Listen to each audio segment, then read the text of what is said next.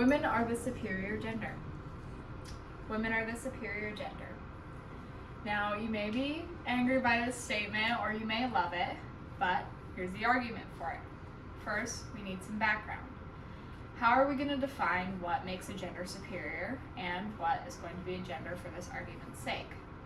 For the argument's sake, gender will refer to the biological and social elements found in women and men. Now, what would make one of these genders superior? For superiority, we will be relying upon what makes a person a good person. A good person, or the most good gender, would be the most superior.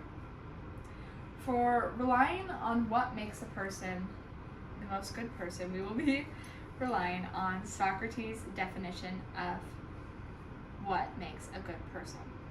Socrates refers to this as a person acting in a good and just manner. But what is a good and just manner? Socrates focuses on 4 characteristics. These characteristics are justice, temperance, courage, and wisdom. Having these characteristics makes you a virtuous and good person. And when you are a virtuous and good person, you make others this as well. So, to be the superior gender, you are virtuous. Now, intrinsically and biologically, women typically have these traits more, especially temperance and justice. Women consistently have these more. Now, let me prove this to you.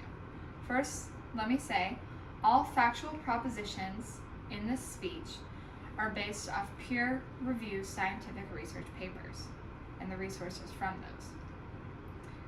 I am a woman and I have dived into the subject very thoroughly and researched it. And if you are a woman, this is important to you because chances are, and statistically chances are, that you have experienced the disappointment from hearing someone's perspective and underestimating you, and likely experience the triumph of proving them wrong. And if you are a man, this is important to you because my proposition likely angers you, but it's okay to be angry, and I want you to listen attentively to this speech because women have experienced this same anger as well. And in addition, this will help all of us be cognizant that these presuppositions and these stereotypes typically leave us with less information than we started with, and perpetuate stereotypes such as a man should never cry or a woman belongs in a kitchen.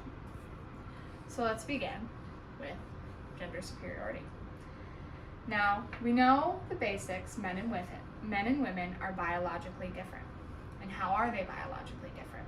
Men are typically physically stronger than women, but there are other very important biological differences that need to be considered. One being the amygdala. The amygdala in a man is typically more active and larger than that of a woman. But what does that mean? When the amygdala is more active and larger, a person typically experiences a higher susceptibility to impulsivity. But what is impulsivity? Impulsivity is when someone has a lower sensitivity to negative risk and consequences. So when a man has a larger, more active amygdala, they're more prone to be impulsive. But again, following through, what does being impulsive really translate to in our society and into the argument and question of gender superiority? This is how it translates. When a man is more impulsive, they are more likely to enter scenarios and situations that have higher risk and higher reward. This can be both beneficial and detrimental to them. When it is beneficial is when it is beneficial to them, they take high risk and can end up in high rewarding positions such as a CEO. When it is detrimental to them, it can result in them having higher occupational death and other issues.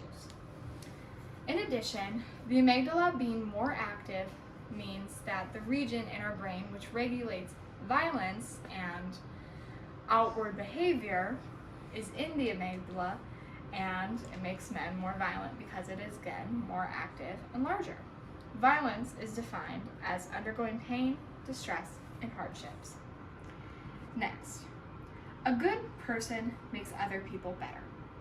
And so a good person could also translate into being a good leader because they make their followers better. Now, I can provide examples why women are better leaders in this.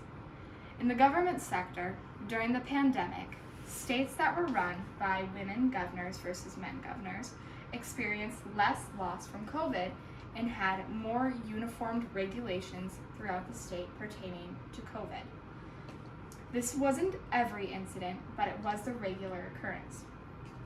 Furthermore, when you look at investment companies, large ones that do their research for their future investments, such as AXA and BlackRock, they preferred to invest in gender-balanced companies. Gender-balanced companies, being their ratio to men and women, were pretty equal or reflected their geographic area. Now, the reason they invested in these gender-balanced companies is because these companies tended to have better profits and better margins for what they were seeking.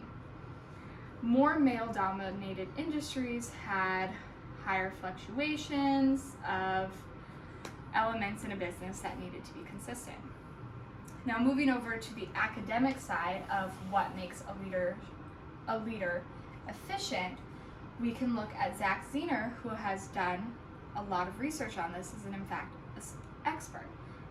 Jack Zener is also a columnist for the Harvard Business Review, and he and his fellows have asserted that women are more competent in leadership efficiencies that are necessary to be a good leader. From when we were little to where we are now, we have all been indoctrinated in the idea that we need to be good people and that we should value goodness in other people. I believe this is a good thing. But from this doctrine, we can derive that being a good leader and bettering others is something valuable. And with our societal ways, we have ingrained women naturally and socially to act in this manner. Women are known to be better leaders through research I've provided, and that produces better people. In addition, men are more prone to violence, and this is proven historically and statistically, which means they diminish that goodness. A Socratic perspective asks that we find what makes a good person, and this is the betterment of others. To better others, we must efficiently evaluate with a conscientious mind the issues that are affecting us and others. In translation, we must conduct in-depth analysis to address issues and refrain from impulsivity so we don't make quick decisions that can involve high risk. In women, again, because of their amygdalas, are more averse towards this impulsivity. In addition, because of our physiological state, men are more prone towards violence. And violence can lead to people experiencing issues and symptoms such as depression, anxiety, and PTSD. And people with these issues are not bad in any sense, and they are good people. But with these issues, it can lead to a lessened ability to cope with life circumstances. And with lessened ability, they can no longer help people to the same ability they had previously been able to. And in addition, it can allow for a cycle of violence to be created because the survivor is experiencing violence and it becomes normalized in their life where they might perpetuate it onto others.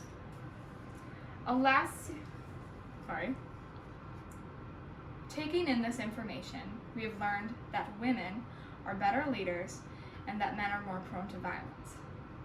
But asserting all of these together, we can say that women are the superior gender. A lasting note to close my speech.